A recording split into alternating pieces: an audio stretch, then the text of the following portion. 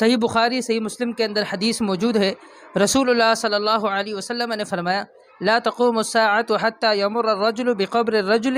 فيقول یا لیتنی مکانہ۔ قیامت اس وقت تک قائم نہ ہوگی جب تک یہ صورتحال نہ ہو جائے کہ ایک شخص کسی کی قبر کے پاس سے گزرے گا اور آرزو کرے گا کہ کاش اس قبر والے کی جگہ وہ خود اس قبر میں مدفون ہوتا۔ یہ حدیث ان احادیث سے معارض نہیں ہے جن میں موت کی تمنا کرنے سے منع فرمایا گیا ہے، جیسا کہ نبی کریم صلی اللہ علیہ وسلم کا فرمان ہے کہ تم میں سے کوئی شخص مصیبت کے نازل ہونے کی وجہ سے موت کی تمنا نہ کرے۔ نبی کریم صلی اللہ علیہ وسلم نے جس بات کی پیشن گوئی فرمائی ہے وہ آخری زمانے میں واقع ہوگی۔ وہ موت کی واضح دعا اور تمنا نہیں ہوگی، بلکہ وہ ایک شخص کے